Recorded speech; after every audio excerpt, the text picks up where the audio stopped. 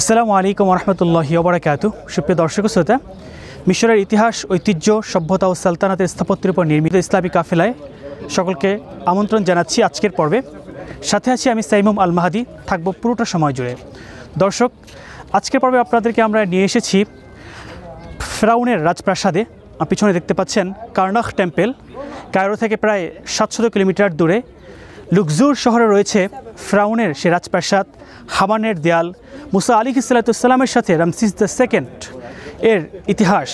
যে টেম্পলটি ঘিরে রয়েছে ইউসুফ আলাইহিসসালামের সাথে আখনাতুন আমিন হতিবা সালেসের সে ইতিহাস। চলুন আমরা ঘুরে ঘুরে আজকে আপনাদেরকে এই চমৎকার টেম্পলটি দেখাবো এবং ঐতিহাসিক ঘটনাগুলো আপনাদের সামনে আমরা উপস্থাপন করব। আমরা এখন রয়েছি তরিকুল কুব্বাস, দেখতে পাচ্ছেন এখানে স্প্রিংসগুলো, যেটা ফেরাউনের একটা রাজপথ।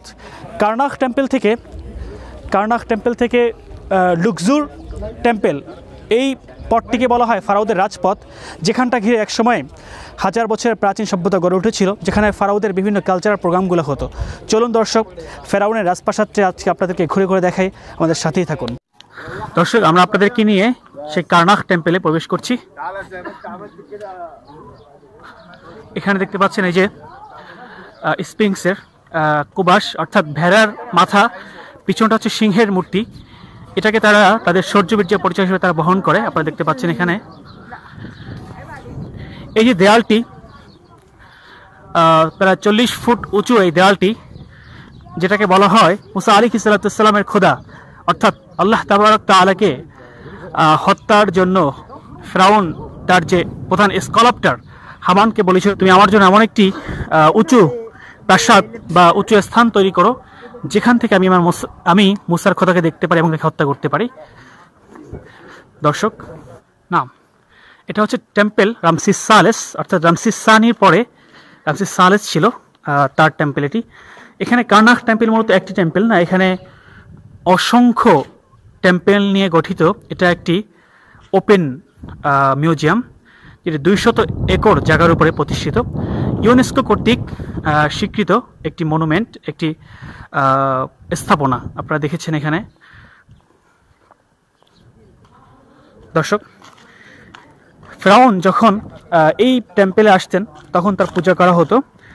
ফেরাউনকে বলা হয় যে আমুন রায়ের পুত্র, অর্থাৎ আমুন হচ্ছে দেবতা, আর দেবতার সন্তান হিসেবে ফারাওদেরকে অভিহিত করা হতো। আপনারা দেখতে পাচ্ছেন এখানে এই যে লম্বা যে টেম্পল, যে টিমসার ভাস্কর্যটি রয়েছে, এটা হচ্ছে রামসিস দ্য সেকেন্ড, অর্থাৎ মুসা আলাইহিসসালামের সময় যে ফেরাউন ছিল, সেই ফেরাউনের একটি ভাস্কর্য বা মূর্তি, যেটি শত শত হাজার হাজার বছর পূর্বে নির্মিত। এবং তার পায়ের কাছে যে ছোট একটি মূর্তি দেখা যাচ্ছে, এটা হচ্ছে ফেরাউনের স্ত্রী নিফারতারির ভাস্কর্য, যাকে বলা হয় যে আসিয়া আলাইহিসসালাম। আমরা যাকে আসিয়া আলাইহিসসালাম সম্পর্কে জানি, যার মাকবারা বা যার দেহাবশেষ রয়েছে হচ্ছে এই লুকজুর শহর থেকে একটু গভীরে ওয়াদিল মুলুক বা ওয়াদিল মালিকাত, অর্থাৎ ভ্যালি অফ দ্য কুইন, সেখানে। এখানে দেখতে পাচ্ছেন আরেকটি ভাস্কর্য দেখতে পাচ্ছি, যেটা হচ্ছে যিনি আখনাতুন, যিনি একত্ববাদ ইলাহের প্রতি বিশ্বাস স্থাপন করেছিলেন, যার সময় ইউসুফ আলাইহিসসালাম মিশরের আজিজে মিশর হয়েছিলেন। অর্থাৎ এই যে দুইটি মূর্তি, এই দুইটি মূর্তি ইতিহাসের দুইজন নবীর সাক্ষ্য বহন করে। তাদের সময় কিন্তু নবীরা এখানে এসেছেন, তাদের কাছে দাওয়াত নিয়ে আল্লাহ রাব্বুল আলামিনের দিনকে তারা প্রচার করার জন্য এখানে এসেছেন। অর্থাৎ রামসিস দ্য সেকেন্ডের সময় মুসা আলাইহিসসালাম, এবং এই যে আখনাতুনের সময় হচ্ছে হযরত ইউসুফ আলাইহিসসালাম। কার্নাখ টেম্পলটি হাজার বছরের বিভিন্ন টেম্পল নিয়ে গঠিত। এখানে দেখতে পাচ্ছেন কুদসুল আকদাস, এবং এখানে রয়েছে মিডল কিংডম কোর্ট, মাবাদ আখ মুনু, এবং এখানে আরও রয়েছে দেখতে পাচ্ছেন মাবাদ খুনসু, মাবাদ ওবিত, এবং তরিকুল কুব্বাস স্প্রিংস। এই বিশাল বিস্তৃত প্রায় 200 একর জায়গার উপরে নির্মিত এই মাবাদ টেম্পলটি, যেটা বিভিন্ন সময়ে রাজপ্রাসাদ হিসেবে, ইবাদত গৃহ হিসেবে, টেম্পল হিসেবে ব্যবহার হয়েছে। আপনারা দেখেন হাইরোগ্লিফিক্স ল্যাঙ্গুয়েজে লেখা, এর প্রতিটা দেয়াল কতটা ঐতিহাসিকভাবে যেটা সাক্ষ্য বহন করছে। আমরা আপনাদেরকে সেই হাইপোস্টার হলের দিকে নিয়ে যাচ্ছি। 134টি স্তম্ভের উপর দাঁড়িয়ে আছে হাইপোস্টাইল হল, যেটা ছাদবিহীন একটি ইবাদত গৃহ, যেখানে আমন দেবতার পূজা করা হতো। কতটা মোটা এবং মজবুত পিলার দ্বারা গঠিত আপনারা দেখতে পাচ্ছেন হাইপোস্টাইল হলগুলো।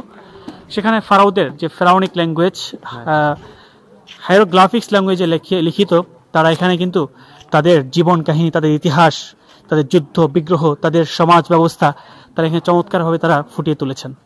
আপনারা দেখতে পাচ্ছেন হাইপোস্টাইল হলের একটি পিলার।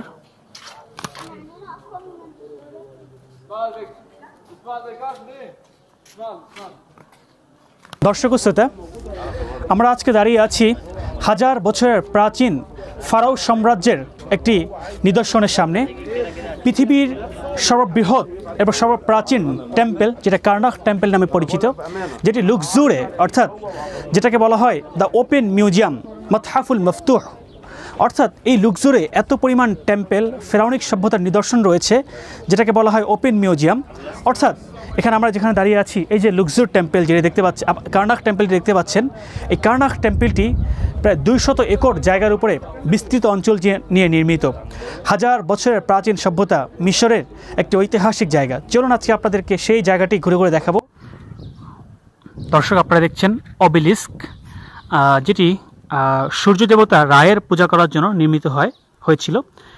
মিশরের বিভিন্ন টেম্পলের মাঝে দেখবেন এই যে মুসাল্লা ফেরাউন, যেটাকে তারা অবেলিস্ক নামে নামকরণ করে থাকে।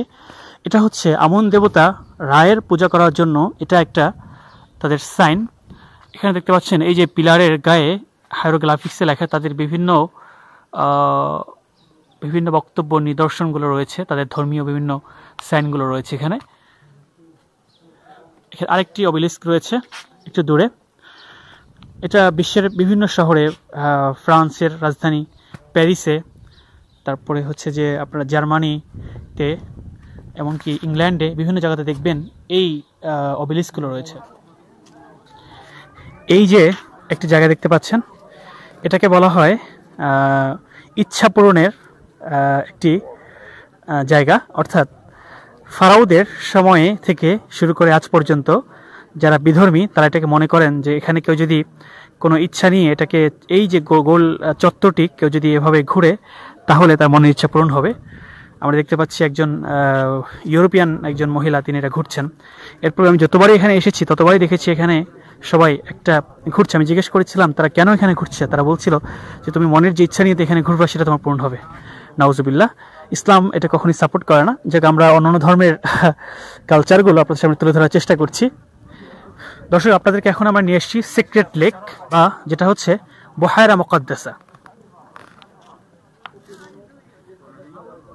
এই বুহায়রা মুকাদ্দাসা হচ্ছে এমন একটি লেক যেটা সেই কার্নাক টেম্পলের শুরু থেকে আজ পর্যন্ত এরা এখনও টিকে আছে, যেটিকে কেন্দ্র করে পবিত্র হওয়া এমন একটা বিষয় জড়িত। অর্থাৎ যখন পুরোহিতরা এখানে আসতেন, তারা এই সিক্রেট লেকে নেমে স্নান করে তারা পবিত্র হয়ে নিতেন আমন দেবতা পূজা করার জন্য।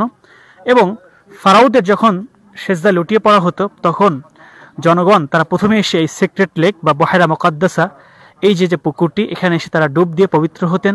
এরপরে তারা আমনের এবং তার সন্তানদের অর্থাৎ ফারাওদের তারা পূজা করতেন। এটা কিন্তু এই যে কার্নাক টেম্পলের পাশে রয়েছে, যেটা কয়েক হাজার বছরের প্রাচীন লেকটি এখনও কিন্তু সেখানে বিদ্যমান। আপনারা দেখতে পাচ্ছেন বুহায়রা মুকাদ্দাসা সিক্রেট লেক। এখানে দেখতে পাচ্ছেন সে ধ্বংসাবশেষগুলো। এই টেম্পলটি একটি বিস্তৃত অঞ্চল জুড়ে অবস্থিত, যেটা কালের বিবর্তনে কিন্তু বিভিন্ন ভূমিকম্পের কারণে ধ্বংস হয়েছে। এখন আপনারা যে উঁচু স্থানটি দেখেছেন, এটা কিন্তু আজ যেটা টিকে আছে, কিন্তু এই টেম্পলটি অত্যন্ত বৃহৎ একটি জায়গা নিয়ে, অর্থাৎ 200 একর জায়গা নিয়ে অবস্থিত। আপনারা দেখেই বুঝতে পারতেছেন যে একসময় এখানে কিন্তু রাজপ্রাসাদ ছিল, সেগুলো এখন ভঙ্গুর পরিস্থিতিতে রয়েছে।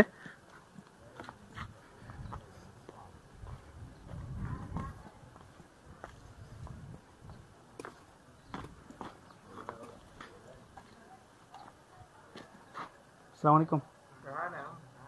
খায়ের। এই যে ফারাওরা তারা কিন্তু বিভিন্ন দেবদেবীদের পূজা করত, তাদের সূর্য দেবতা রায়ের পূজা করত। তাদের প্রধান দেবতার নাম হচ্ছে আমুন। আমুনরা। আর এই আমুনের পরিবার সন্তান সন্ততিদের নিয়ে একটা অর্থাৎ এই সন্তান সন্ততিদের এক একজন এক একটা বিষয়ের স্রষ্টা ছিল। বলা যেতে পারে যে আমুনের যে সন্তান ছিল, একজন হচ্ছে আকাশের দেবতা, আর একজন হচ্ছে চাঁদের দেবতা। আসলে এখানে আসলে সত্যি হাসিই পায়। তারা এভাবে পাথর নিজের হাতে বানিয়ে কিভাবে তাকে খোদা হিসেবে স্বীকৃতি দিয়েছে, খুবই কষ্ট লাগে।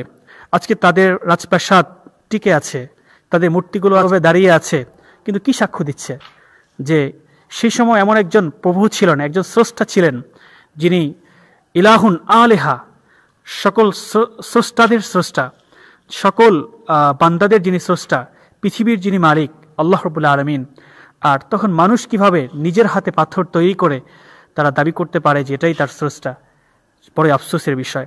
আজকে ফেরাউন কিন্তু না, যিনি বলেছিল আনা রব্বুকুমুল আলা, আমি সর্বশ্রেষ্ঠ রব, কিন্তু সেই সর্বশ্রেষ্ঠ রব আজকে লোহিত সাগরের গহ্বরে সলিল সমাধি হয়েছে।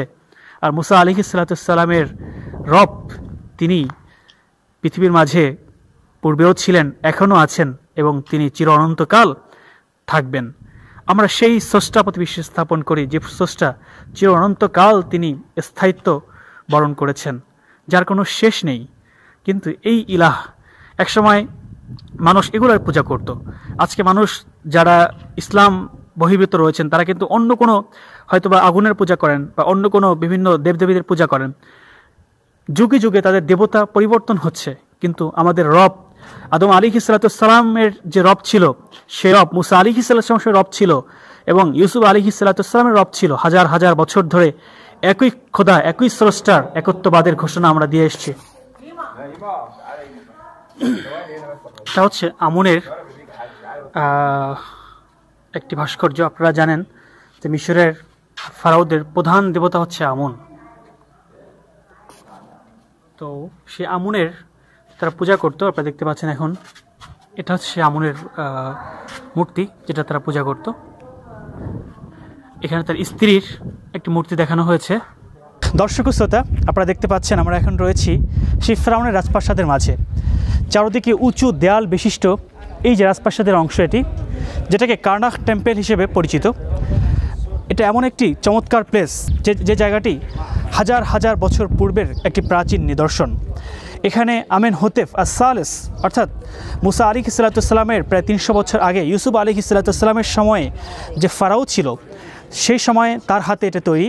এরপর থেকে রামসিস সেকেন্ড, রামসিস সালেস এবং নবম রামসিস এদের মাধ্যমে এটা সংস্কার হয়েছে, এবং সিথি হাফসিসুতের মাধ্যমে এটার আরও সৌন্দর্য বর্ধন হয়েছে। কালের বিবর্তনে এই টেম্পলটি আজকে 5000 বছর পরে আমরা আজকে যেভাবে দেখতে পাচ্ছি ঠিক তেমনইভাবে কিন্তু সেটা এখানে রয়েছে, দেখতে পাচ্ছেন।